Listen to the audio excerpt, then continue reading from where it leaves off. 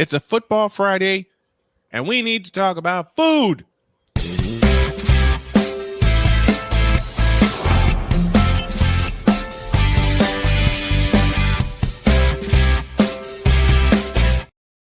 Here's this beauty, Krista Melanson, the relationship chef, joins us today. How are you? I'm great. How are you guys doing? Oh, we're doing great. We are doing absolutely fabulous. It's great to have you here. And she has some cooking classes today, folks. Yeah, she's Red Hot Date Nights is the title of it. If you take a look at krista-marie.com/bistro bistro/Shay CHEZ VOO VOUS. That's the website you're looking at. We'll put it in the chat. And you'll see her cooking. You'll see her cooking classes, and you also see her with a big fat smile on her face as her partner is next to her, and she says, "I can't help it," and steals a kiss. I cannot tell you. It's a no-brainer gift for guys to buy for their girls. To say, "Look, I'm giving you the gift of me." It really is, because, and we talked about it. We talked about it last time that you were here. I could be in the middle of fixing something, and then all of a sudden, I see arms wrapped around me. I turn around, and there's Jody with a big smile on her face. Or sometimes the simplest things, the simplest things. And I joke about Jody all the time. Y'all know I pick on her, and she picks back at me. But there will be some mornings where she doesn't want to move. And she'll just turn to me and go, "Can you fix me your scrambled eggs?" Oh, that is such a go-to for my other half as well. I'm like, no problem. Right?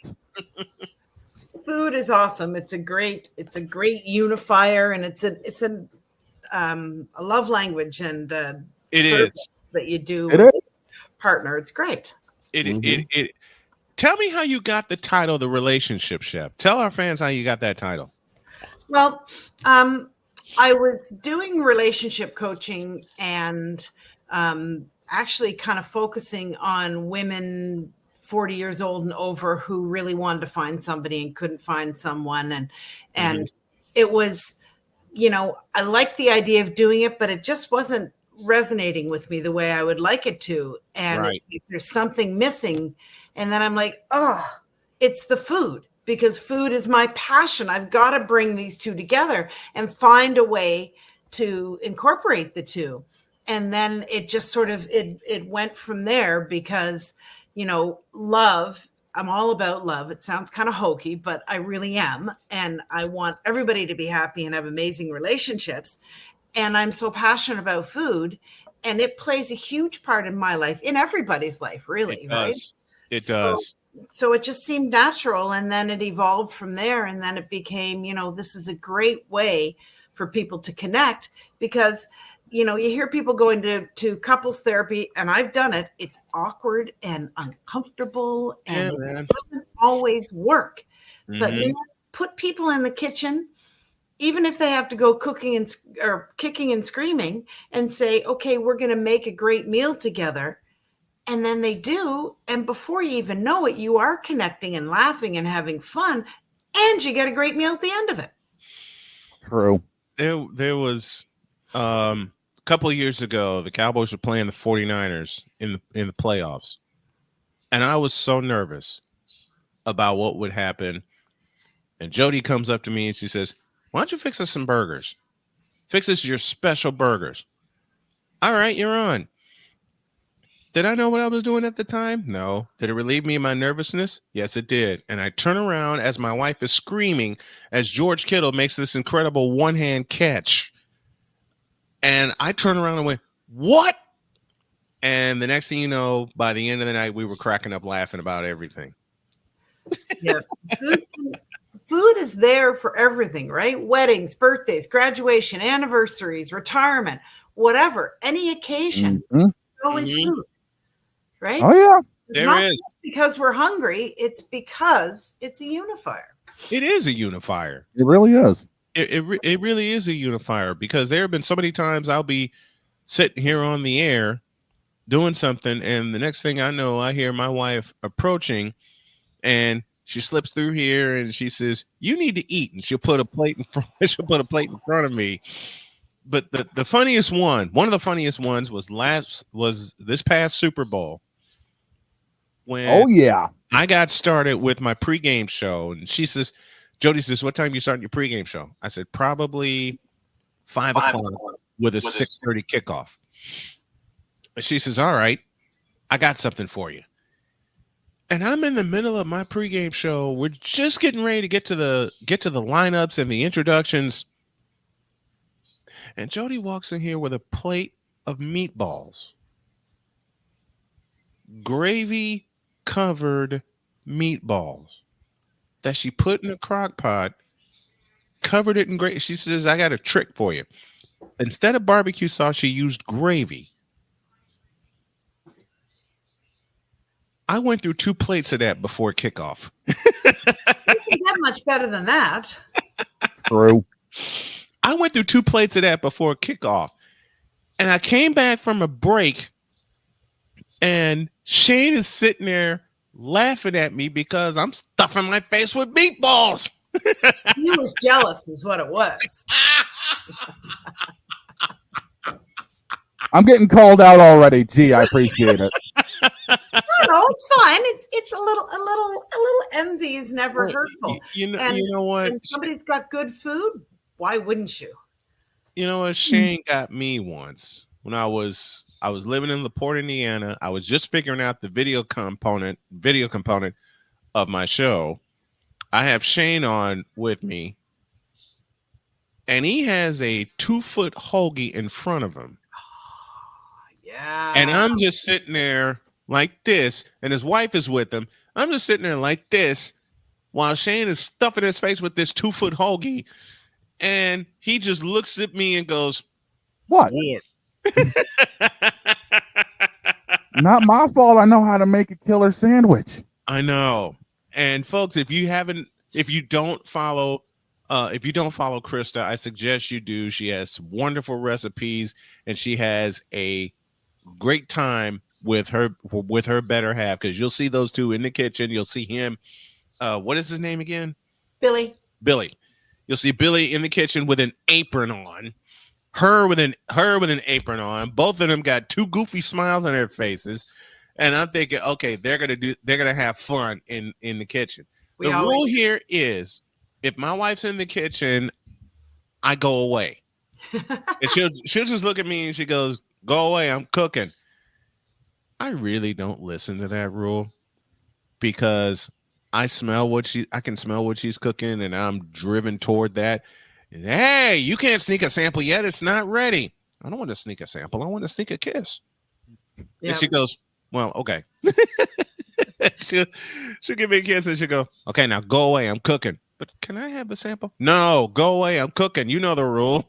It's like when you take the turkey out of the oven and start carving it, right? There's always a hand that sneaks in somewhere.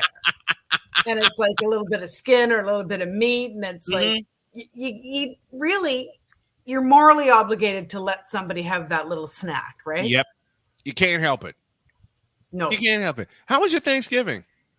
Well, we're in Canada, right? So my Thanksgiving was a month ago, and I'll just tell you quick, I was in France, and it was a complete gong show, because I ordered this fresh turkey a month in advance. I messaged my neighbor and said, "We're going to do the turkey dinner on Monday, October 14th. We need to get a turkey." And he ordered one, and it was supposed to be delivered by this company, Chrono Fresh, which is like Amazon Fresh or whatever. And it was supposed to arrive on Sunday before 1 or Saturday before 1. It did not arrive.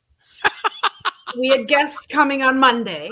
So I'm in a panic, and I need to get the turkey. So we call the company, and it's supposed to be there Monday before 1. It did not arrive. Call the guests and say, "Can you come tomorrow instead?" "Oh, yeah, sure. No problem. We can do that." Right. Because it's going to be there on Tuesday by 1. It did not arrive. Meanwhile, we're shifting all of our plans for the whole week. My birthday is on Wednesday. So Wednesday ends up being turkey day. And I didn't ever get the damn turkey. I had to go to the grocery store and buy mixed turkey parts. But For it was God's great, sake. right? Oh, it was so stressful. And we had this turkey dinner with a bunch of friends, French friends who had never had a turkey dinner before. Yeah. And they thought the stuffing was the food of the gods. They loved the stuffing. And they really liked the sauce. And I'm like, yeah, we call that gravy. But sauce was very good. Nice. It was a wonderful turkey dinner and completely just fly by the seat of our pants and hope it works out. Isn't that what usually happens? And it turns out the best is when you just wing it. Just wing it. Yep. You just go with it and you wing it. That's the best. That's the best of everything. It was great. You know, when we got to our in-laws Thursday for Thanksgiving, I looked at my wife and she looked at me and she says, "A couple hours." I said, "Yeah, a couple hours, and then we're getting out of here and we're gonna go take a nap because we're gonna be full of food." Yeah. My mother-in-law seems to do this often. She'll start with chips and dip. Mm-hmm. And Jody says, "Brian, one plate because you want to save room for dinner." Gotta pace No yourself. problem. Not. Yeah, you're a big boy, though. You can fit a couple plates and still have your turkey. 3 of them. For sure. I had salt-free chips because my father-in-law eats those. And the other 2 rounds, I had tortilla chips, and they were gluten-free because I got to watch what I'm putting in my body. And I still had 2 full plates. Jody says, "Did you take your medicine?" "Yes, dear. I took my insulin shot because I'm dependent on insulin now with 5 organs being gone because of cancer. I took my insulin shot. I took my digestive enzymes. And, man, pigged out. Okay. Smoked turkey plus ham plus all the sides. And then the dessert rolled up. And you had a food baby. Uh-huh. I did. Yep, that happens. And then left early. Okay, didn't see the rest of the Bears Lions game. Just as I'm about to fall asleep, I see the end of the game. I called Victor and I went off. Mm-hmm. Yep. I'm like, "Are you kidding me?" Victor says, "How much did you eat?" You really don't want an answer to that question. And my mother-in-law asked Joe, "Did you get a plate of leftovers?" "Yep, we got a plate that we're taking with us." Best Mm-hmm. part. Yeah. And what usually happens the Friday after Thanksgiving? You stuff your face full of sugar. Yep. And I told Jody this year for Christmas, I want to take another shot at making Buckeyes. Because the first year Jody and I were together, we made Buckeyes. Well, she made Buckeyes. Mm-hmm. I ate them because laid out the peanut butter, got the peanut butter mixture, and she showed me how to roll it up into little balls so she can dip them in the chocolate. And every time I rolled it, it would break, so I had to stuff my face with it. Proper thing. She says, Exactly. She says, "What are you doing?" Like, "Baby, I'm trying to roll these things up, but my hands are too big." She starts cracking up. She says, "You got to," and it just spiraled from there out of control. Okay, I know fun, right? isn't it the best time when one joke is made and it just spirals out of control, especially around food? And Krista, you and I talked about this on the Brian Snow Show a lot, and we talk about it here. Folks, did I make some of the Buckeyes? Yes, I did. Did I fail more times than not? Yep. And what did I do with those failures? What do you think? I ate them. But sometimes the failures are more fun than the perfect success, right? Mm-hmm. Because if you guys had made them and they all came out perfectly, you wouldn't have a story to tell. Exactly. Right? Oh, the other day I made something and came out perfectly. Yay. Yes. And that's the thing is like it's sometimes it's the stories and the memories that you make within the kitchen are even better and more more memorable than the food itself. For sure. And that's the whole point of the date night cooking classes, right? Yes. Get into the kitchen with your partner because it's easy and it's fun. Absolutely. A few years ago, I was dating a young lady, and she came by the house a couple times, and I wanted the daylight side of you while she was doing it. And I wanted to do like a date night, make surf and turf and everything, but it was Valentine's Day, but unfortunately, my bills kind of ran together, so I'm like I had to take care of the utilities. So I felt so guilty that I wasn't able to like make the stuff for her. She said, "Honey, it's fine. You're taking care of business." And we came up with the idea instead of making surf and turf, we just made homemade nachos. We got ground beef, we got refried beans, salsa, we got cheese, and we just Boston Doritos, and we made that. Yes.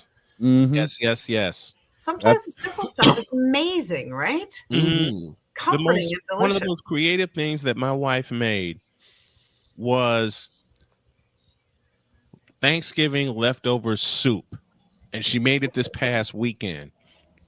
She took some of the turkey, chopped up some of the other meats, threw it in a pot with noodles and carrots, and the next thing I know, there's a bowl of soup in front of me while the Colts are playing. I'm like, what? She says, try it. And she had this wicked grin on her face.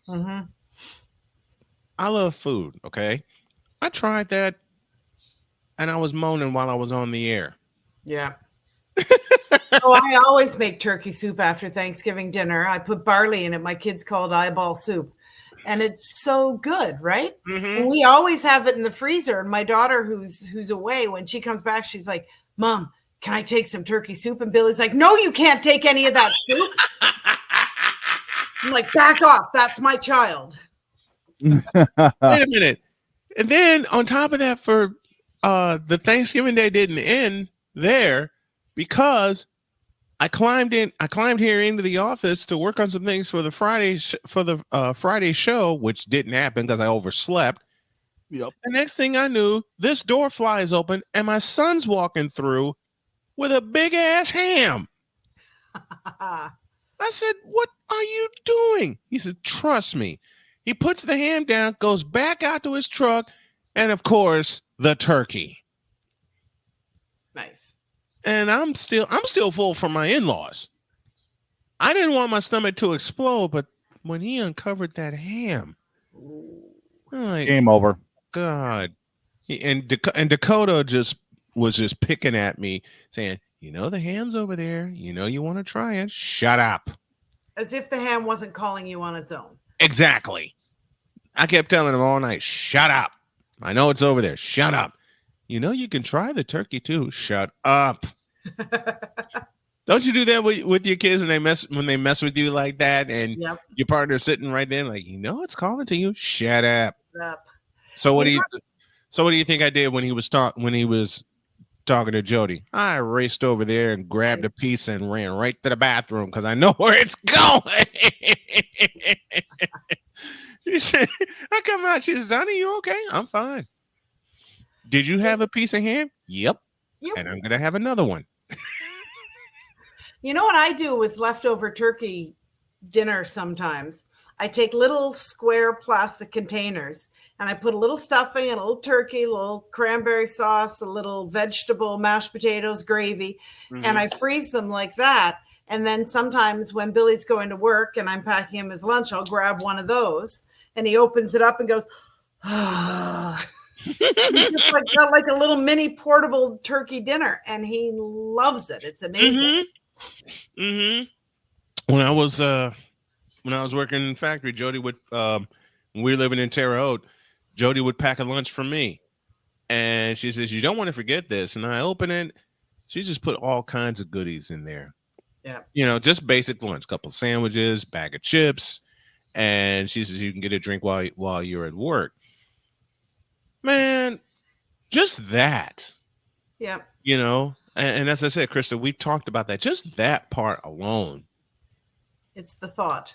It is. It really is. Now, I will tell you, I have sent Billy to work with spaghetti sauce instead of chili. Whoops. And he comes home and he goes, you know, you gave me spaghetti sauce. I said, oh, surprise. Guess what we're having for dinner? There have been so many times Jody would like make her lunch the day before and then forget it because she's in such a rush getting out of here to go to work. Now she's gonna be working from home for a while, and I'm so happy about that. So I don't have to cry when I sign off the air because I'm missing my wife so much. But there have been times where I would race out. She would make a lunch for me. As I said, I was working in a factory in Terre Haute. I race out of the house and forget it. And I'd come back and she goes, well, guess what you're having for dinner? Right? Nice. Repurpose. Yep. Pretty And much. When she was at Indiana, when she was teaching at Indiana State, and like I had just moved to Terre Haute, she made her lunch. I made my lunch because I figured I'll do my show on campus. Both of us woke up late. I mean, we both have at least 2 alarms. The 7 o'clock alarm went off. She turned to me. I turned to her. She says, don't forget your lunch. I'm not going to forget my lunch. Don't forget yours. You got to get up. Yes, I know. What time's your first class? 9 o'clock. Okay. I think that's all we remember because we fell back to sleep. As you do. Next thing I knew, next thing we both knew, it was 8:40. Oh boy. She's like, I got to get to class quick. And she told me to drive her to campus. I drove her to campus. I'm getting ready to start my show. And then I realized, forgot the lunch. Oops. I raced home. And as Wayne Larrabee said one day during a Bulls game, I was racing the clock because I had a start time. I flew back, made sure I had both lunches with me. And Jody called me while I was in the cafeteria. She says, I forgot my lunch. No problem, honey. I got it. What? Like, I ran home. She says, how'd you get the lunch? How'd you get both our lunches and get back and still make your show on time? I had a few friends watch my equipment while I flew home. And I brought her lunch. And guess what? We still had lunch in the cafeteria later on that day. Nice.